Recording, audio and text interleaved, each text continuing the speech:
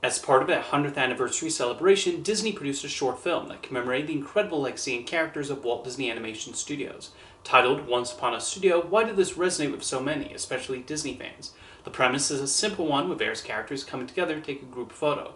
That's mainly what it was about, but directors Dan Abram and Trent Corey also tapped into something special with this short. The thing that really stood out to me in this short was the massive amount of characters who showed up. They could have easily focused mainly on the most popular and beloved movies like Beauty and the Beast and The Lion King, or characters like Mickey Mouse and Donald Duck. Instead, they made sure almost every project produced by Walt Disney Animation was represented.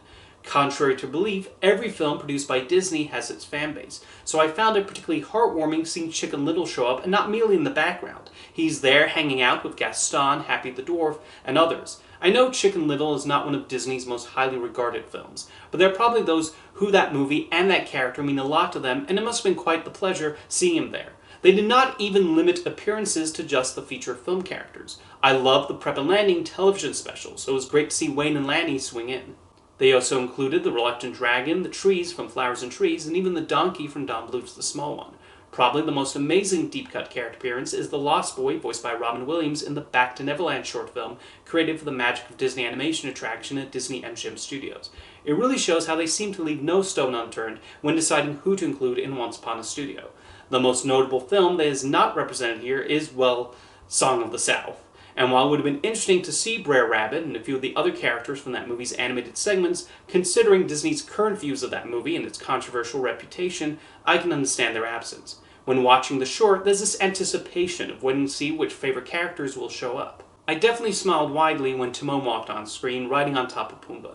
Ever since I first saw The Lion King on its original release, that character's meant so much to me.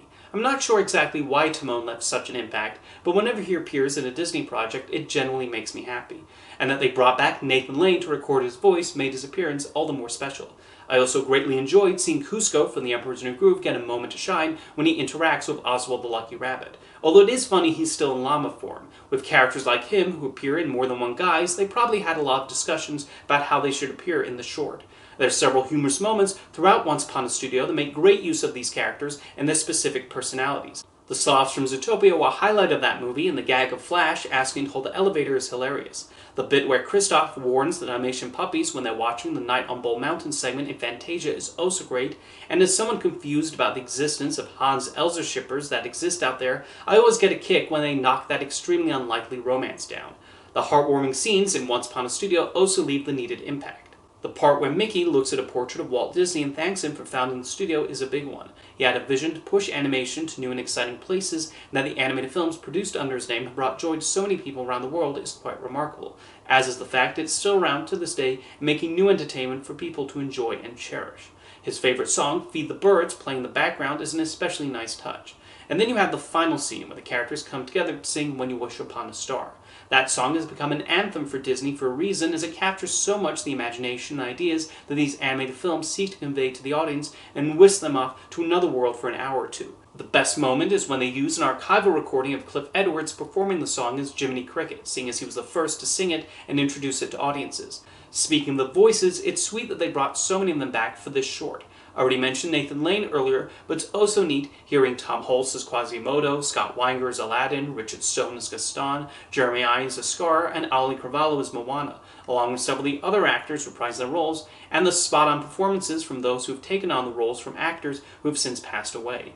And then there's the clever touch of having Alan Tudyk voice the Mad Hatter, due to Ed Wynn being a huge influence on King Candy's voice in Wreck-It Ralph. Meanwhile, legendary Disney artist Bernie Manson appears in person at the beginning of the short, which is incredibly fitting. He started working at the studio in 1953 and has played a key role in so many wonderful animated projects, most notably the Winnie the Pooh films, The Great Mouse Detective, Mickey's Christmas Carol, and several 90s Renaissance films. It's amazing how long he spent with Disney, even serving as a storyboard artist on Wish before he passed away almost a year ago. He truly accomplished a lot during his remarkable career. The animation on Once Upon a Studio was wonderfully done, with a great mix of the hand-drawn characters with the computer-animated ones. The interactions felt natural, and it never felt jarring when we see Moana holding Flounder or Dodger riding with Vanellope. Several former Disney animators returned to animate the hand-drawn characters, and the directors even gave them the freedom to choose who they wanted to draw. Legends like Eric Goldberg, James Baxter, Will Finn, Mark Henn, and Randy Haycock were among the animators who contributed to the short, and while it's sadly been a long time since Walt Disney Animation has had their equipment and capabilities needed to make a hand-drawn animated feature, it is heartwarming seeing so much hand-drawn animation utilized in at least this short. Something I did find unusual about this short was the way it was released. Even though Wish served as Disney's 100th anniversary movie and would have been a fitting place to include this short, Disney opted not to attach it to screenings of the film. It was instead paired up with a limited theatrical re-release of Moana and then aired on ABC, followed by a Disney Plus release the next day. On the other hand, it was fun to see everyone commenting on the short the exact time it aired, which does not happen as much these days when everyone is off streaming on their own chosen time. It was just surprising this was how Disney chose to unleash the short to the public. However, like I said, it got a brief run in theaters to make it eligible for the Best Animated Short Oscar, even though it was shortlisted. Once Upon a Studio was not nominated. This disappointed many people, but I noticed that several of the people upset that he was not recognized of a nomination had not watched the 5 animated shorts that had gone in. I've personally only seen one of them, and while a nomination for Once Upon a Studio would have been nice, it's not fair for me to say it should have gotten one when I've not seen most of the films nominated in that category. I think of something one of the directors of Tangled said when he was asked if he was disappointed the movie was not nominated for Best Animated Feature at the Oscars. He responded that while industry recognition is nice to receive, he has also encountered several moviegoers who told him how much they loved and appreciated Tangled, and that can be just as good, if not better, than the shiny trophy. But again, what is it about Once Upon a Studio that led to such a positive response from people? What made it avoid seeming like a Disney corporate statement? Well, I saw someone else give a really good reason, although I sadly don't remember who said it. Basically, Once Upon a Studio was not saying look at all the things we own, but rather look at all the things we made. We do not see any Pixar characters, or Simpsons characters, or Jimmy Kimmel walking around. It was entirely about what Walt Disney Animation Studios had created over its 100 years, and yes, it is remarkable seeing everything that has been produced by the studio, whether at Hyperion Avenue, or the Lots Original Animation Studio, or the current Roy Disney Animation Building.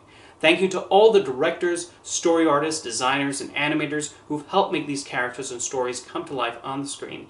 And thank you to the directors, story artists, designers, and animators who created this beautiful and charming short. See you next time.